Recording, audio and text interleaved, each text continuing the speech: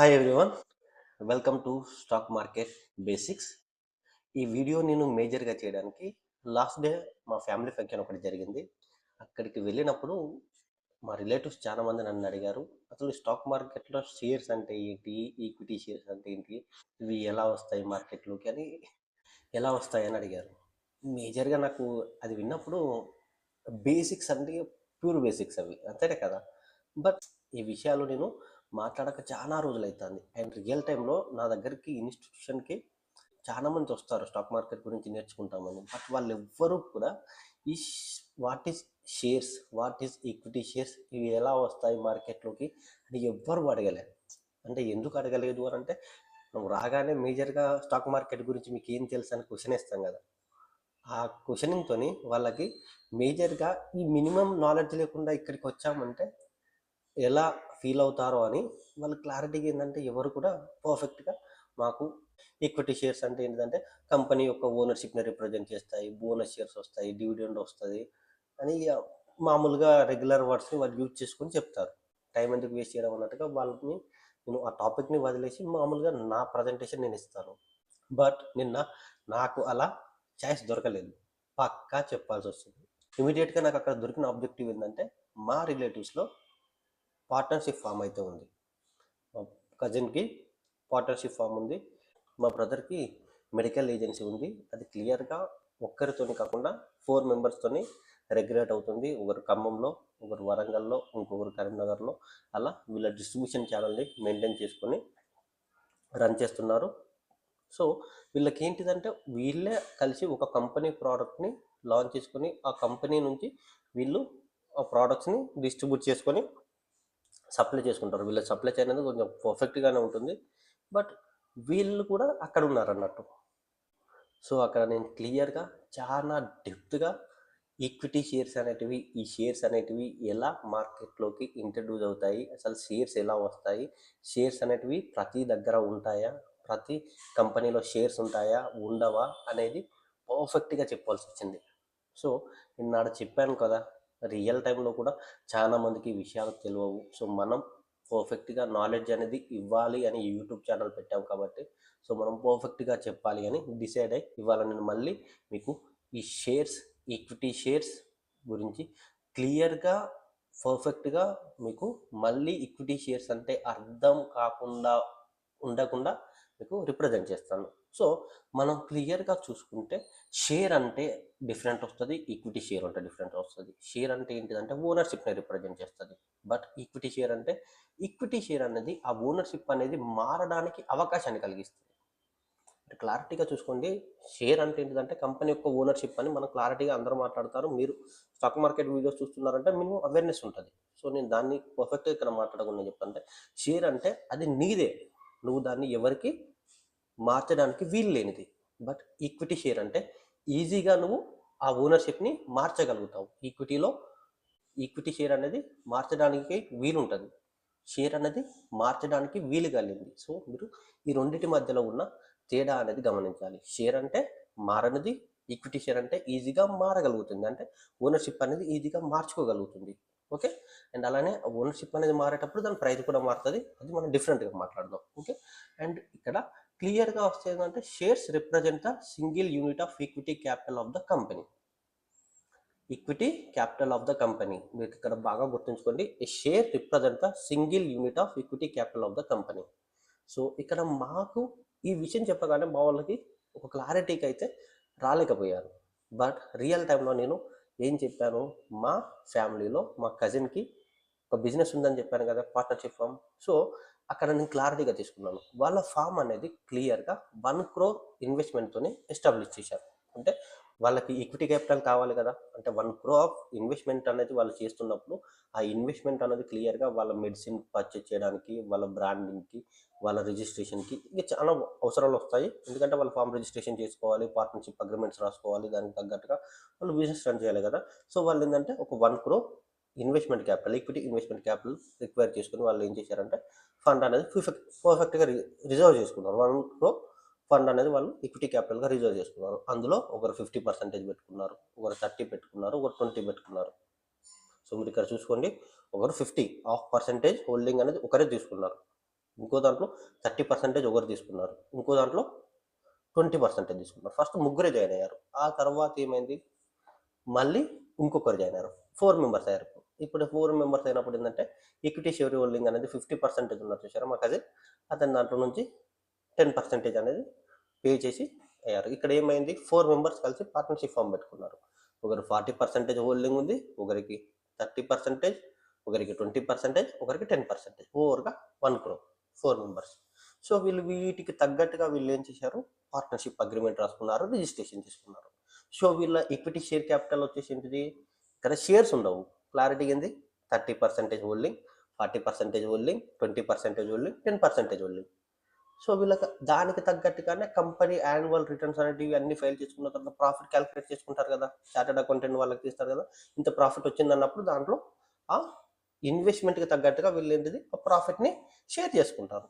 అంటే ఒక 1,00,000 వచ్చింది అనుకో, క్లారిటీ ఏంటిది 40,000, 40% హోల్డింగ్ ఉన్న వాళ్ళకి 30%, 30%, 30,000 30% హోల్డింగ్ ఉన్న వాళ్ళకి ఇలా ఏమవుతుంది, డిస్ట్రిబ్యూట్ అవుతుంది కదా.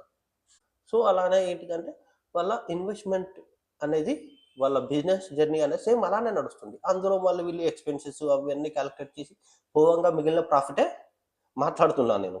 అన్ని ఎక్స్పెన్సెస్ అన్ని యాడ్ చేసుకుని అంత పోయిన తర్వాత ఓవరాల్ ప్రాఫిట్ ఉంటుంది చూసారా, దాన్ని షేర్ చేసుకుంటారు యాన్యువల్లీ. అది వాళ్ళ బిజినెస్ మోడల్.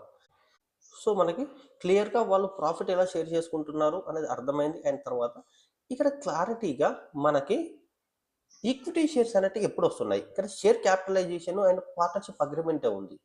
ఆ అగ్రిమెంట్ తగ్గట్టుగానే మార్కెట్లో అన్ని బిజినెసెస్ మ్యాక్సిమం అలానే ఎస్టాబ్లిష్ అవుతాయి, అండ్ మ్యాక్సిమం అన్ని కూడా పార్ట్నర్షిప్ అగ్రిమెంట్స్తోనే రన్ అవుతాయి కాబట్టి. సో ఇక్కడ ఈక్విటీ షేర్స్ ఎలా వస్తాయి, ఓన్లీ షేర్ అగ్రిమెంట్ ఉంటే సరిపోతుంది కదా, ఇన్వెస్ట్మెంట్ షేర్స్ అగ్రిమెంట్ ఉంటే సరిపోతుంది కదా, ఈక్విటీ షేర్స్ రావాల్సిన అవసరం లేదు కదా అని అంటే, కామన్గా అలా ఎప్పుడు ఉండదు. కంపెనీస్ అనేటివి వాటి యొక్క బిజినెస్ గ్రోత్ అండ్ డెవలప్మెంట్ ప్రకారం అవి క్లియర్గా వాటి యొక్క సైజుని ఇంక్రీజ్ చేసుకుంటాయి, బిజినెస్ యాక్టివిటీస్ని ఇంక్రీజ్ చేసుకుంటాయి. సో అక్కడ ఏమవుతుంది, కంపెనీ అనేది ఫస్ట్ ఓనర్ ఏంది సింగిల్ ఓనర్షిప్గా ఉంటుంది, తర్వాత పార్ట్నర్షిప్ అవుతుంది, తర్వాత లిమిటెడ్ కంపెనీగా అవుతుంది. సో ఇక్కడ ఏంటంటే కంపెనీస్ అనేటివి మార్కెట్లో ఎలా వస్తాయి, ఎన్ని టైప్స్ ఆఫ్ కంపెనీస్ ఉన్నాయి అనేది మీకు అర్థం కావాలి. అది అర్థమైతే మీకు క్లారిటీగా ఈ ఈక్విటీ షేర్స్ ఎప్పుడు వస్తాయి అనేది అర్థమవుతుంది. సో మనం ఈక్విటీ షేర్స్ గురించి మనం క్లియర్గా మాట్లాడక ముందుగాల ఒకసారి మనం అసలు షేర్స్ ఎన్ని రకాలు ఉన్నాయి అనేది ఒకసారి డిస్కషన్ చేద్దాం. సో మార్కెట్లో మనకి ఎన్ని రకాల షేర్స్ ఉన్నాయంటే ఈక్విటీ షేర్స్ అంటాం. ఆర్డినరీ షేర్స్ అని ఉంది చూసారా, ఆర్డినరీ షేర్స్ అన్న ఈక్విటీ షేర్స్ అన్న సేమ్ మనం కామన్గా మాట్లాడతాం. ఓకే, అది మనకి రియల్ టైంలో ఉంటాయి. అండ్ ఈక్విటీ షేర్స్తో పాటు మార్కెట్లో మనకి ప్రిఫరెన్స్ షేర్స్ ఉంటాయి. ప్రిఫరెన్స్ షేర్స్ అంటే ఇప్పుడు లిమిటెడ్ కంపెనీ ఆల్రెడీ షేర్ హోల్డింగ్ని కలిగి ఉంటుంది కదా, ఆల్రెడీ కంపెనీలో ఇన్వెస్టర్స్ ఉంటారు, వాళ్ళకి షేర్స్ హోల్డింగ్ని కలిగి ఉండి వాళ్ళకి షేర్స్ ఇష్యూ చేసి ఉంటారు. బట్ అలా ఇష్యూ చేసిన తర్వాత కూడా కంపెనీకి ఒకవేళ ఫండింగ్ రిక్వైర్మెంట్ అవసరం వస్తే, అంటే అడిషనల్ క్యాపిటల్ రిక్వైర్మెంట్ వస్తే, అప్పుడు ఆ కంపెనీ ఓనర్స్ అంటే కంపెనీ ఉంటుంది కదా, వాళ్ళు క్లియర్గా ఆ బోర్డ్ ఆఫ్ డైరెక్టర్స్ వాళ్ళు క్లియర్గా మళ్ళీ ఇన్వెస్ట్మెంట్స్ని ఈక్విటీ షేర్స్ రూపంలో ఇన్వెస్ట్మెంట్స్ని రిక్వైర్ చేద్దామా, లేకుంటే ప్రిఫరెన్షియల్ షేర్స్ రూపంలో ఇన్వెస్ట్మెంట్స్ రిక్వైర్ చేద్దామని చూస్తారు. ఇక్కడ మీరు క్లారిటీ ఏంటి, ఈక్విటీకి ప్రిఫరెన్స్కి మధ్య తేడా ఏందని మీకు ఇక్కడ ఒక కన్ఫ్యూజన్ వస్తుంది, అంతేనే కదా. ఈక్విటీ షేర్ హోల్డింగ్ అంటే ఓనర్షిప్ అనేది కంపల్సరీ నీకే చెందుతుంది, అది పర్మనెంట్. బట్ ప్రిఫరెన్షియల్ షేర్స్లో ఓనర్షిప్ అనేది కంపల్సరీ 100% నీకు చెందదు. అక్కడ క్లారిటీ ఏంటంటే ఆ ప్రిఫరెన్స్ షేర్స్ అనేవి క్లియర్గా ప్రిఫర్డ్ పీపుల్స్కి ఇస్తారు. ఆ పీపుల్స్ నుంచి మళ్ళీ కంపెనీ అనేది ఎప్పుడు కావాలనుకుంటే అప్పుడు రిటర్న్ చేసుకునేందుకు అవకాశం ఉంటుంది. అంటే మళ్ళీ ఆ షేర్స్ అనేవి క్లియర్గా కంపెనీ కొనుక్కుంటుంది, అంటే అవి నీకు పర్మనెంట్గా నీ దగ్గర ఉండదు. బట్ ఈక్విటీ ఇన్వెస్ట్మెంట్ ఏందనుకుంటే, ఈక్విటీ షేర్స్ ఏందనుకో, నువ్వు ఇన్వెస్ట్ చేసిన తర్వాత నీ ఇన్వెస్ట్మెంట్ నాకు ఇచ్చే నేను కొనుక్కుంటా అని చెప్పేసి కంపెనీ నీ దగ్గర నుంచి తీసుకోదు. బట్ కాకపోతే ప్రిఫరెన్స్ షేర్స్ అనేవి క్లియర్గా ప్రిఫర్డ్ పీపుల్కి ఇచ్చి మళ్ళీ ఆ ప్రిఫర్డ్ పీపుల్ నుంచి పక్క మళ్ళీ ఆ ఇన్వెస్ట్మెంట్ని మళ్ళీ కంపెనీయే రిటర్న్ చేసుకుంటుంది. సో అక్కడ ఏంటంటే ఆ ప్రిఫర్డ్ పీపుల్స్కి పర్మనెంట్గా షేర్స్ ఉండవు, అండ్ వాటికి కూడా కొన్ని సర్టెన్ రూల్స్ రెగ్యులేషన్స్ ఉన్నాయి. అండ్ ఆ ప్రిఫరెన్స్ షేర్స్లో కూడా టైప్స్ ఉంటాయి, కన్వర్టబుల్ అని, ఇన్కన్వర్టబుల్ అని చాలా టైప్స్ ఉంటాయి, 4 టైప్స్ 5 టైప్స్ ఉంటాయి. వాటి గురించి మనం మాట్లాడితే చాలా ఎక్కువగా ఉంటుంది, అండ్ అవి రియల్గా మనకి రియల్ టైంలో అంత అవసరం ఉండవు, అండ్ మనం ఆ కేటగిరీకి వెళ్ళాం కాబట్టి దాన్ని వదిలేద్దాం. ఓకే. తర్వాత స్వీట్ ఈక్విటీ షేర్స్ అంటే క్లియర్గా ఎంప్లాయీస్ కానివ్వండి, బోర్డ్ ఆఫ్ డైరెక్టర్స్ కానివ్వండి, వాళ్ళకి ఇచ్చే షేర్స్. అంటే ఇప్పుడు కంపెనీలో ఇన్వెస్ట్మెంట్ అనేది రిక్వైర్మెంట్ అవుతుంది అనేది క్లియర్గా బోర్డ్ ఆఫ్ డైరెక్టర్స్కి, ఎగ్జిక్యూటివ్స్కి, ఎంప్లాయీస్కి తెలుస్తుంది కదా. సో వాళ్ళు ఏంటిది అప్పుడు ఆ ఇన్వెస్ట్మెంట్ అనేది క్లియర్గా పబ్లిక్ నుంచి కాకుండా ఏంటిది ఎంప్లాయీస్ నుంచి రిసీవ్ చేయడాన్ని క్లియర్గా స్వీట్ ఈక్విటీ షేర్స్ అంటారు. ఎంప్లాయీస్ దగ్గర నుంచి ఫండ్ రిక్వైర్ చేయడం. అండ్ తర్వాత బోనస్ షేర్స్ అంటే అవి గిఫ్ట్ రూపంలో ఈక్విటీ ఇన్వెస్టర్స్కి ఇచ్చేది. అది మనకి క్లారిటీగా ఈక్విటీ షేర్ హోల్డింగ్ అనేది మనం పొందిన తర్వాత వస్తుంది. రైట్ ఇష్యూ అంటే కూడా అది హక్కు అంటాము. రైట్ ఇష్యూ అంటే అది హక్కు అంటాము క్లియర్గా. అది రైట్ అంటేనే హక్కు. ఆ హక్కు అనేది క్లియర్గా ఈక్విటీ షేర్ హోల్డర్స్కి ఉండేది. అది ఎందుకు ఈక్విటీ షేర్స్ రైట్ ఇష్యూ ద్వారా, ఈక్విటీ రైట్ ఇష్యూ ద్వారా క్లియర్గా మార్కెట్లో ఎన్ని కంపెనీస్ ఎంత ఫండింగ్ రిక్వైర్ చేశాయి అనేది క్లియర్గా చూసుకోవచ్చు. భారత్ ఎయిర్టెల్ కానివ్వండి, రిలయన్స్ కానివ్వండి, చాలా కంపెనీస్ ఉన్నాయి.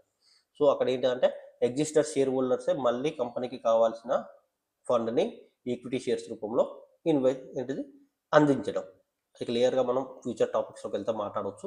ఇక్కడ మీకు క్లియర్గా ఎన్ని టైప్స్ ఆఫ్ ఈక్విటీ షేర్స్ ఉన్నాయనేది అర్థమైంది. బట్ ఈ షేర్స్ ఎప్పుడు ఇంట్రడ్యూస్ అవుతాయి? టాపిక్ నువ్వు కన్వర్ట్ చేసావు, టాపిక్ని మొత్తం డైవర్ట్ చేసావని అనుకుంటున్నారు కదా. బట్ రియాలిటీకి అలా ఏం తెలియదు. బట్ మనకి కూడా తెలవాలి కాబట్టి చెప్పాను.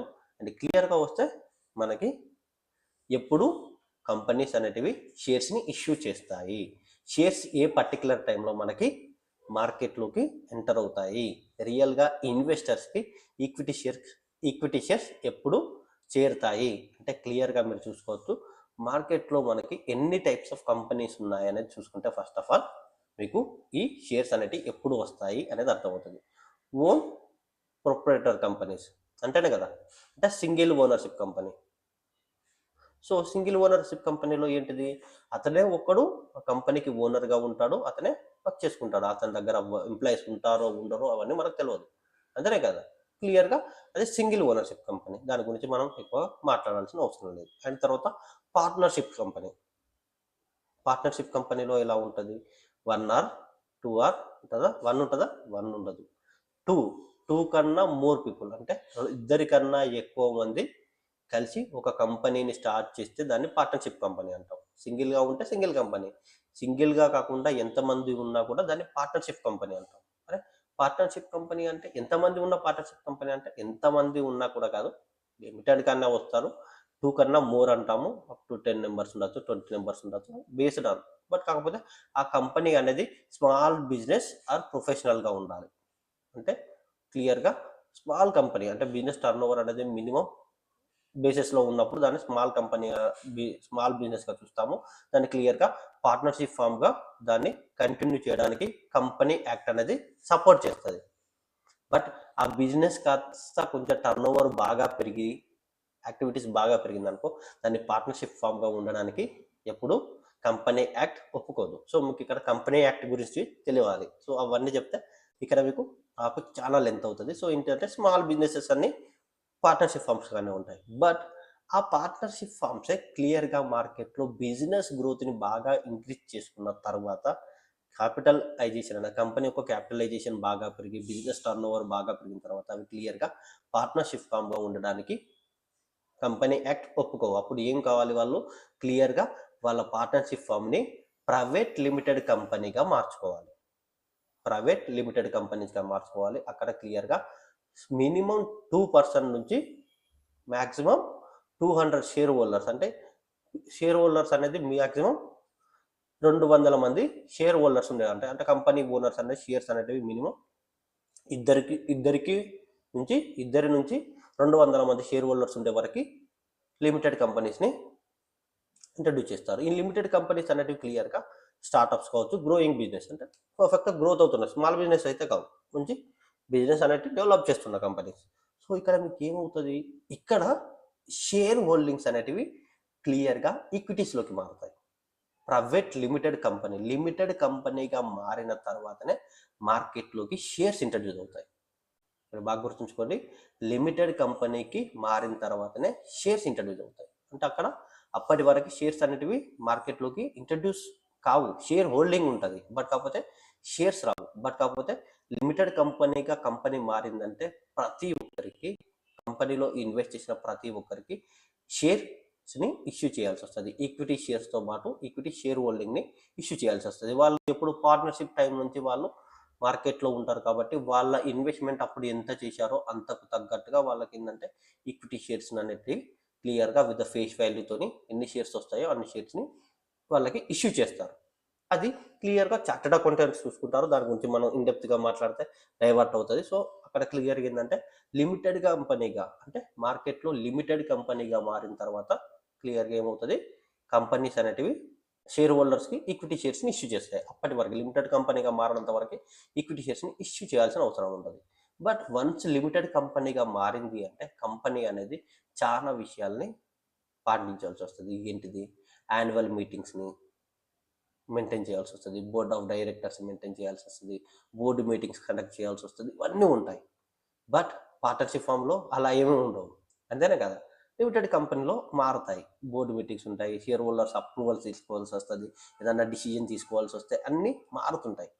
ఒక కంపెనీ లిమిటెడ్ కంపెనీ నుంచి పబ్లిక్ లిమిటెడ్ కంపెనీగా ఎప్పుడు మారుతుంది అంటే మీరు క్లియర్గా చూసుకోవచ్చు, లిమిటెడ్ కంపెనీలోకి పబ్లిక్ ఇన్వెస్ట్మెంట్స్ అనేటివి బాగా ఇంక్రీజ్ అయినప్పుడు క్లియర్గా అంటే షేర్ హోల్డింగ్ అనేది 200 మెంబర్స్ మ్యాక్సిమం చెప్పారు కదా, 2+200 మెంబర్స్ అనేది అక్కడ ఏమవుతుంది, 200 మెంబర్స్కి మించి పోయి తర్వాత దాన్ని ఏం చేస్తారు, క్లియర్గా 7+ షేర్ హోల్డర్స్ అనేది అన్లిమిటెడ్స్, ఎంతమందికైనా షేర్స్ని అమ్మేసుకోవచ్చు, ఇచ్చుకోవచ్చు. సో అక్కడ ఏమవుతుంది, పబ్లిక్ లిమిటెడ్ కంపెనీస్ వస్తాయి. అక్కడ ఏమవుతుంది, large scale business activities and IPOs.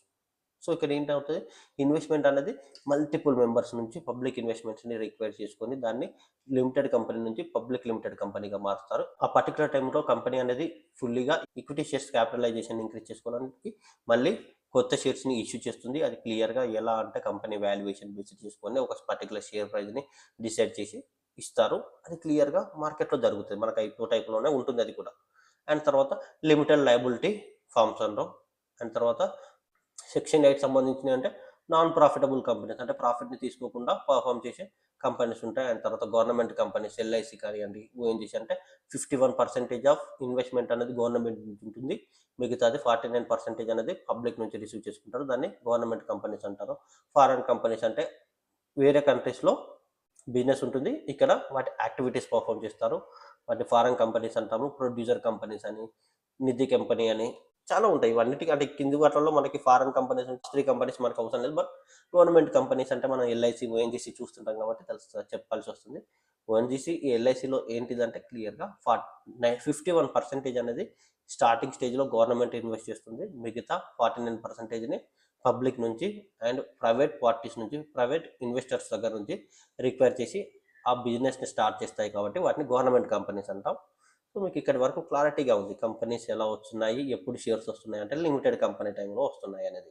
So equity share holding అంటే ఏంటిది, షేర్ హోల్డింగ్ అనేది క్లియర్గా పార్ట్నర్షిప్ ఫామ్ అనేది ఉంటుంది కదా మార్కెట్లో, పార్ట్నర్షిప్ కంపెనీ అక్కడి వరకు షేర్ హోల్డింగ్ ఉంటుంది, షేర్ క్యాపిటలైజేషన్, షేర్సే ఉంటాయి వాళ్ళకి, ఈక్విటీ షేర్స్ ఉంటాయి వాళ్ళ దగ్గర షేర్ ఉంటుంది, షేర్ పర్సంటేజ్ ఉంటుంది. బట్ లిమిటెడ్ కంపెనీకి వచ్చిందంటే క్లియర్గా షేర్స్ కాస్త షేర్ పర్సంటేజ్ కాస్త ఈక్విటీ షేర్స్గా మారుతుంది. అక్కడ క్లియర్గా మీరు ఆ టైం నుంచి మీరు మీ షేర్స్ని ఎవరికైనా అమ్ముకోవచ్చు, చేసుకోవచ్చు. ఒకవేళ మీరు అమ్ముతూ షేర్ హోల్డింగ్ని ఇంక్రీజ్ చేస్తే అప్పుడు ఆ కంపెనీ అనేది పబ్లిక్ లిమిటెడ్ కంపెనీ అవుతుంది, ప్రైవేట్ లిమిటెడ్ కంపెనీ నుంచి పబ్లిక్ లిమిటెడ్ కంపెనీగా అవుతుంది. క్లియర్గా మీరు చూసుకోవచ్చు, ఐపీఓస్ టైంలో మనకి ఎక్కువగా ప్రమోటర్స్ అమ్ముతారు. ప్రమోటర్స్ అమ్ముతున్నప్పుడు ఏమవుతుంది, కంపెనీ యాక్ట్ ప్రకారం ఏం చేస్తారో ఆ కంపెనీని పబ్లిక్ లిమిటెడ్ కంపెనీగా మార్చి బోర్డ్ ఆఫ్ డైరెక్టర్స్ అప్రూవల్ తీసుకొని కంపెనీని పబ్లిక్ లిమిటెడ్ కంపెనీగా మార్చి క్లియర్గా అప్పుడు ఐపీఓస్ ద్వారా సెబీ అప్రూవల్తోని కంపెనీ నుంచి స్టాక్ మార్కెట్ నుంచి ఇన్వెస్ట్మెంట్ని రైజ్ చేస్తారు. సంథింగ్ డిఫరెంట్ ప్రాసెస్ ఇది రెగ్యులర్ టైంలో. ఇది మీకు బాగా అర్థం కావాలి, క్లారిటీగా అర్థం అవుతుంది అనుకుంటున్నాను. ఇంకా ఇన్డెప్త్గా అర్థం కావాలి అంటే యూ హ్యావ్ టు కమ్. నేను చెప్పగలిగేంత వరకు ఇక్కడ రిప్రజెంట్ చేయగలుగుతున్నాను. అండ్ తర్వాత వాట్ ఈస్ ఈక్విటీ షేర్స్, ఒకటి క్లారిటీ ఏంటి అంటే ఈక్విటీ షేర్స్ని ఇష్యూ చేస్తారు సార్ మీరు లిమిటెడ్ టైంలో అన్నారు, ఓకే పర్లేదు. ఎలా ఇష్యూ చేస్తారు, ఏ బేసిస్లో ఇష్యూ చేస్తారు, ఒక పార్ట్నర్షిప్ కంపెనీ అనేది తన బిజినెస్ని బాగా డెవలప్ చేసుకొని అది లిమిటెడ్ కంపెనీగా మారినప్పుడు ఎలా ఇష్యూ చేస్తారు అంటే మీరు బాగా గుర్తుంచుకోండి, ఎప్పుడైనా కూడా ఈక్విటీ షేర్ వాల్యూ అనేది ఫిజికల్ సర్టిఫికేట్ మీద ఎప్పుడు 10 రూపీస్తోనే ఉంటుంది. ఈక్విటీ షేర్ వాల్యూ అనేది క్లియర్గా ఎప్పుడు ఫేస్ వాల్యూ అనేది 10 రూపీస్ ఉండేటట్టుగా ఈక్విటీ షేర్ ప్రైస్ అనేది 10 రూపీస్ ఉండేటట్టుగా వాళ్ళకి ఇస్తారు. సో అక్కడ ఏమవుతుందంటే వీళ్ళు ఇన్వెస్ట్మెంట్ అనేది ఎర్లీ స్టేజ్లో చేసి ఉన్న వాళ్ళు ఉంటారు చూసారా, స్టార్టింగ్ పార్ట్నర్షిప్ ఫస్ట్ అగ్రిమెంట్ అయిన వాళ్ళు చూసారా, వాళ్ళకి ఆ ఈక్విటీ షేర్ సర్టిఫికెట్స్ ఇస్తారు. ఈక్విటీ షేర్ సర్టిఫికెట్స్ ఇచ్చి ఏం చేస్తారంటే వాళ్ళు అప్పుడు ఎంత ఇన్వెస్ట్ చేశారు, వాళ్ళ ఇన్వెస్ట్మెంట్కి ఈక్విటీ షేర్స్ ఎన్ని వచ్చాయి అనేది ప్రతిదీ కూడా 10 రూపీస్ వాల్యూ వచ్చే విధంగా ప్రతి ఈక్విటీ షేర్ వాల్యూ అనేది 10 రూపీస్ ఉండేటట్టుగా ఇష్యూ చేస్తారు. నేను ₹1,00,000 ఇన్వెస్ట్ చేశానంటే నాకు క్లియర్గా 10,000 షేర్స్ వస్తాయి. మా బ్రదర్ కంపెనీ స్టార్ట్ చేశాడని చెప్పాను, cousin brother. So 1 crore invest చేశాం. సో మాకు మా మా బ్రదర్ లాస్ట్లో ఎంటర్ అయిన మా బ్రదర్ 10 lakhs ఇన్వెస్ట్ చేశారు. సో 10 lakhs ఇన్వెస్ట్ చేశారు కాబట్టి మామూలుకి ఎన్ని షేర్స్ వస్తాయంటే 1,150 షేర్స్ వస్తాయి. బట్ అక్కడి వరకు అయిపోయింది. బట్ మళ్ళీ ఫ్యూచర్లో ఒకవేళ ఈక్విటీ క్యాపిటలైజేషన్ ఇంక్రీజ్ చేసుకోవాల్సి వస్తే ఎలా, ఫ్యూచర్లో లిమిటెడ్ కంపెనీగా వచ్చిన తర్వాత మళ్ళీ ఫండింగ్ రేజ్ చేసుకోవాలి అనుకుంటే ఎలా, ఏ బేసిస్లో చేస్తారు అంటే క్లియర్గా ఈక్విటీ షేర్ వాల్యూ అనేది ఫ్రెష్ ఇష్యూలో మనం చూస్తాం కదా ఐపీఓస్లో, అప్పుడు ఫేస్ వాల్యూ 10 రూపీస్ ఉండే విధంగానే, అంటే ఆల్రెడీ స్ప్లిట్ కాకుండా ఉంటే ఎంత వాల్యూ ఉందో అంత వాల్యూతోని ఉండే విధంగానే, అంటే మామూలు కంపెనీలో ఫేస్ వాల్యూ అనేది స్ప్లిట్ చేసుకోలే కదా. సో అక్కడ ఏమవుతుంది, లిమిటెడ్ కంపెనీగా మారినప్పుడు with the face value 10 rupees ఉండేటట్టుగా క్లియర్గా షేర్ ప్రైస్ అనేది, కంపెనీ వాల్యుయేషన్ అనేది ఇప్పుడు ఎంత ఉంది, టర్న్ ఓవర్ ఎలా ఉంది, దాన్ని బేస్ చేసుకొని వీళ్ళు ఒక పర్టికులర్ షేర్ ప్రైస్కి వచ్చి ఆ షేర్ ప్రైస్ మీద బేస్ చేసుకొని వాళ్ళు ఏం చేస్తారు, ఇన్వెస్ట్మెంట్ని రైజ్ చేస్తారు. అది సంథింగ్ డిఫరెంట్ ప్రాసెస్ ఉంటుంది. అది క్లియర్గా ఎక్స్ట్రా షేర్స్ అనేవి కంపెనీ స్టార్టింగ్ స్టేజ్ తర్వాత మిడిల్ టైంలో మళ్ళీ ఇష్యూ చేసే ఫ్రెష్ ఈక్విటీ షేర్స్ అనేటివి, ఫ్రెష్ ఈక్విటీ క్యాపిటలైజేషన్ అనేది మార్కెట్లో మనం ఫ్రెష్ ఇష్యూస్ అంటాం కదా ఐపీఓస్లో. సో ఆ ఇష్యూ టైంలో ఇష్యూ చేసే షేర్స్ అనేవి క్లియర్గా ఆ వాల్యూని ఎలా ఇంక్రీజ్ చేసుకొని వస్తాయి అంటే క్లియర్గా మీరు చెప్తున్నాను, కంపెనీ అనేది స్టార్టింగ్ స్టేజ్ నుంచి మళ్ళీ ఇప్పటి వరకు దాని వాల్యుయేషన్ అనేది మారుతాయి కదా, ఆ వాల్యుయేషన్ని బేస్ చేసుకొని అండ్ మార్కెట్లో కంపెనీ షేర్స్కి ఎంత వాల్యూ అనేది పెడితే సూటబుల్గా ఉంటుంది అనేది దాన్ని company owners and chartered accountants వాళ్ళు క్లియర్గా స్టడీ చేసి దాన్ని ఒక పర్టికులర్ షేర్ ప్రైస్కి అమ్మడానికి ట్రై చేస్తారు.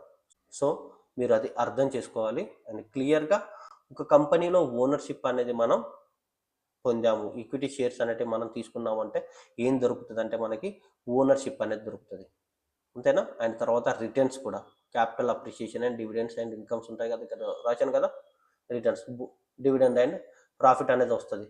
అండ్ తర్వాత లిక్విడిటీ, అంటే స్టాక్ మార్కెట్లో ఒకవేళ ఈక్విటీ షేర్స్ అనేది మనం పొందామనుకోండి, ఈక్విటీ షేర్స్ అనేది నేను ఏం చెప్పాను, ఈజీగా కన్వర్ట్ అవుతాయి.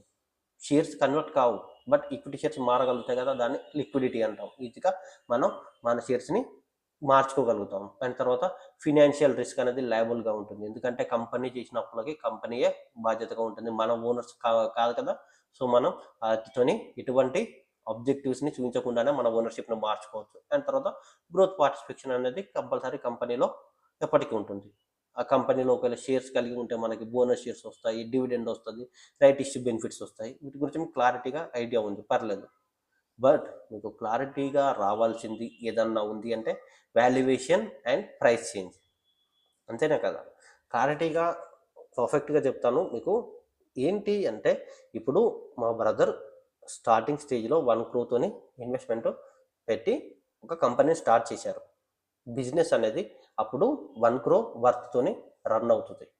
బట్ టర్న్ ఓవర్ అనేది ఇంక్రీజ్ అయిన తర్వాత వాళ్ళు వాళ్ళ బిజినెస్ యాక్టివిటీస్ని స్ప్రెడ్ చేసిన తర్వాత కంపెనీలో స్టార్టింగ్ ఉన్న టర్న్ ఓవర్ బిజినెస్ ఇప్పుడు ఉంటుందా, ఉండదు కదా.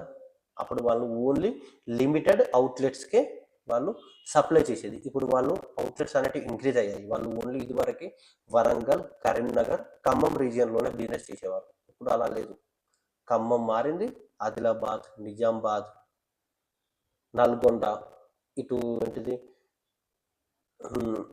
విజయవాడ, చాలా స్ప్రెడ్ అయ్యారు. అంటే చాలా ఎక్కువ వరకు, చాలా ఎక్కువ దూరం వాళ్ళు వాళ్ళ సర్వీసెస్ని ఇంక్రీజ్ చేశారు. ఇది వరకు ఓన్లీ 3 రీజియన్స్, ఖమ్మం, వరంగల్, కరీంనగర్. ఇప్పుడు అలా లేదు, 3, ఆదిలాబాద్, నిజామాబాద్, ఇటు వెళ్తే నల్గొండ, విజయవాడ, ఇవి ఇంకా అవుట్లెట్స్ ఇంక్రీజ్ అయ్యాయి, ఇంకా 4 ఇంక్రీజ్ అయ్యాయి. ఇదివరకు 3 ఉంటే 3 డిస్ట్రిక్ట్స్ ఉంటాయి, ఇప్పుడు 4 డిస్ట్రిక్ట్స్ ఎక్స్ట్రా అయ్యాయి. సో ఇక్కడ మీకు ఏమర్థం అవుతుంది, బిజినెస్ అనేది గ్రో అయిందా, తగ్గిందా. గ్రో అయింది. బట్ వాళ్ళ investments time to time increase కాలేదు. బట్ కాకపోతే వాళ్ళ సర్వీసెస్ ఇంక్రీజ్ అయ్యాయి. టర్న్ ఓవర్ పెరిగింది. అంటే ఇప్పుడు ఏంటిది, వాళ్ళ అవుట్లెట్స్ పెరగడం ద్వారా వాళ్ళు ఏం చేస్తారు, ప్రోడక్ట్ సప్లై అనేది క్విక్ టైంలో మల్టిపుల్ లొకేషన్స్కి ఇంక్రీజ్ అవుతుంటాయి. సప్లై అనేది బాగా పెరుగుతుంది, ఇన్కమ్ బాగా పెరుగుతుంది. దాని ద్వారా ఏమవుతుంది, కంపెనీ వాల్యుయేషన్ పెరుగుతుందా పెరగదా? ఇప్పుడు అదే 1 crore స్టార్ట్ చేశారు కదా మీరు బిజినెస్, అంతే వాల్యుయేషన్ ఉంచండి అంటే ఉంచుతారా? ఉంచరు కదా. వాళ్ళు ఇప్పుడు వాళ్ళ కంపెనీ వాల్యుయేషన్ వచ్చేసి 5 crores వరకు చూస్తున్నారు. ఎందుకు? బిజినెస్ టర్న్ ఓవర్ అంత బాగా పెరిగింది, వాళ్ళకి క్విక్ టైంలో బాగా పెరిగింది. ఎందుకంటే వాళ్ళు మంచి కస్టమర్ బేస్ని కలిగి ఉన్న వాళ్ళు ఆల్రెడీ, అంటే వాళ్ళు పార్ట్నర్షిప్ పెట్టిన వాళ్ళు మ్యాక్సిమం ఏంటంటే ఇదివరకు చాలా వరకు మార్కెట్లో ఏజెంట్స్గా, మెడికల్ రిప్రజెంట్ ఏజెంట్స్గా, మెడికల్ మేనేజర్స్గా పనిచేసిన వాళ్ళు కాబట్టి వాళ్ళకి మంచి రిటైల్ అవుట్లెట్స్ దొరికాయి. సో అక్కడ ఏమవుతుంది, వాళ్ళ బిజినెస్ బాగా పెరిగింది. అండ్ పర్టికులర్ టైంలో వాళ్ళు రీసెంట్ టైంలోనే వాళ్ళు ఏం చేశారు, పర్ఫెక్ట్గా ఒక అసెట్ తీసుకొని అక్కడ వాళ్ళు క్లియర్గా కంపెనీకి సంబంధించిన ఆఫీస్ అండ్ క్లియర్గా గోదాం అన్ని మెయింటైన్ చేస్తున్నారు. దాని వాల్యూ ఈజీగా 1.5 crores ఉంటుంది. సో వాళ్ళు 1 crore 1.5 crore ఇలా చూసుకుంటే వెళ్తే వాళ్ళ టర్న్ ఓవర్ అనేది, వాళ్ళ బిజినెస్ టర్న్ ఓవర్ అనేది ఇంక్రీజ్ కావడం వల్ల వాళ్ళ కంపెనీ వాల్యుయేషన్ అనేది ఈజీగా వాళ్ళు 5 crores వరకు చూస్తున్నారు. సో వాళ్ళ కంపెనీలో ఇప్పుడు ఈక్విటీ క్యాపిటల్ రిక్వైర్మెంట్ అవసరం ఉందని చెప్పేసి ఇప్పుడు ఫండింగ్ కోసం వస్తే, నా ఈక్విటీ షేర్స్ అనేది నాకు కూడా మీరు అప్పుడు తీసుకున్నట్టుగా 10 రూపాయలకి ఇవ్వండి అంటే ఇస్తారా? ఇవ్వరు కదా. ఈక్విటీ షేర్ వాల్యూ అయితే మారుతుందా మారదా? 100% మారుతుంది. సో అది ఎలా మారుతుంది, ఏ బేసిస్లో మారుతుంది అనేది క్లియర్గా బేస్డ్ ఆన్ వాళ్ళు రిక్వైర్ చేస్తున్న క్యాపిటల్ అండ్ వాళ్ళు అప్పుడు ఇన్వెస్ట్ చేసిన క్యాపిటల్, దానికి ఇప్పటికీ ఎంత పర్సంటేజ్ తీసి దానికి ఆ పర్సంటేజ్తోని ఎంత ఈక్విటీ షేర్స్ని ఇష్యూ చేయాలి, ఎంత ప్రైస్తో ఇష్యూ చేయాలి అనేది లెక్కలు ఉంటాయి. అది క్లియర్గా చార్టర్డ్ అకౌంట్ తీసుకుంటాడు. ఆ బేసిస్లో మనకి షేర్స్ వస్తాయి. ఇది చాలా లెంతీ సబ్జెక్టు చాలా మంచిది. ఇది లెంతీ ప్రాసెస్ అండ్ క్లియర్గా ఇది చాలా మంచి సబ్జెక్ట్. ఈ విషయాలు మీకు తెలవాలి. ఈక్విటీ షేర్స్ ఎలా ఇష్యూ అవుతాయి, ఈక్విటీ షేర్స్లో మళ్ళీ ఫ్రెష్ ఈక్విటీ షేర్స్ ఎప్పుడు వస్తాయి, ఫ్రెష్ ఈక్విటీ క్యాపిటలైజేషన్ ఎప్పుడు రిక్వైర్మెంట్ చేస్తుంది, అలా రిక్వైర్మెంట్ చేసినప్పుడు ఏ బేసిస్లో మనకి ఈక్విటీ షేర్స్ని ఎంత క్వాంటిటీతోని ఎంత ప్రైస్తోని ఎలా డిసైడ్ చేసి ఇస్తారు అనే విషయాలు మీకు తెలవాలి. అవి తెలిసినప్పుడు మీకు ఏంటంటే సబ్జెక్టు బాగా గ్రోత్ అవుతుంది. అది మీకు క్లియర్గా, మీకని కాదు, మీ చిల్డ్రన్స్ కానివ్వండి, తెలిసిన వాళ్ళకి కానీ చెప్పేటప్పుడు చాలా పర్ఫెక్ట్గా ఉంటుంది. అది క్లియర్గా వాళ్ళకి మంచి స్టాక్ మార్కెట్ నాలెడ్జ్ని అందించడానికి ఉపయోగపడుతుంది. సో నేను అందుకే ఈ వీడియో చేశాను. సో ఇక్కడ నాకు తెలుసు, బట్ కాకపోతే చాలామంది నిన్న ఫ్యామిలీ ఫంక్షన్లో అడిగారు. చిన్నవాళ్ళు చాలామంది డిగ్రీ కంప్లీట్ అయిన వాళ్ళు, క్లియర్గా రీసెంట్ టైంలో ఇంటర్ సిఈసి చదువుతున్న వాళ్ళు చాలామంది ఉన్నారు అన్నట్టు, 4-5 మెంబర్స్. వాళ్ళు చూసి నన్ను అడుగుతూ ఉంటే చెప్పాల్సిన పరిస్థితి. As a as a trainer and మార్కెట్లో చాలా రోజుల బట్టి ఇన్వెస్ట్మెంట్ అండ్ ట్రైనింగ్ యాక్టివిటీస్ని పర్ఫామ్ చేస్తున్నాను నేను. చెప్పకపోతే it is not good for me and వాళ్ళకి కూడా మంచిగా అనిపించదు. ఎందుకంటే పొలైట్నెస్ అనేది, మన మీద ఉన్న రెస్పెక్ట్ అనేది తగ్గుతుంది అండ్ క్లియర్గా వాళ్ళకి మన మీద ఒక బ్యాడ్ ఇంప్రెషన్ అనేది వస్తుంది. సో మనం వాళ్ళకి ఈ విషయాలు చెప్తే ఏంటంటే వాళ్ళు ఫ్యూచర్లో ఇన్వెస్ట్మెంట్స్ మీద కష్టపడాల్సి, వాళ్ళు కూడా ఫ్యూచర్లో మంచి ఇన్వెస్టర్స్, మార్కెట్లో మంచి మంచి బిజినెస్ చేయాల్సిన పరిస్థితికి వస్తే వాళ్ళకి ఈ విషయాలు ఈ ఎర్లీ స్టేజ్లో తెలిస్తే చాలా బాగా ఉపయోగపడుతుంది. సో అందుకే నేను నిన్న చాలా బాగా మంచి ప్రజెంటేషన్ ఇచ్చాను. సో దాన్నే బేస్ చేసుకొని మీకు కూడా ఆ నాలెడ్జ్ని షేర్ చేస్తే బాగుంటుందని ఈ వీడియో చేశాను. సో మీకు ఈ వీడియో ఒక మంచి నాలెడ్జ్ని ఈక్విటీ షేర్స్ పట్ల మీకు ఇచ్చిందని 100% ట్రస్ట్ చేస్తున్నాను. సో మీకు నా వీడియో నచ్చితే లైక్ చేయండి, కామెంట్ చేయండి, సబ్స్క్రైబ్ చేయండి. Thank you for the watching.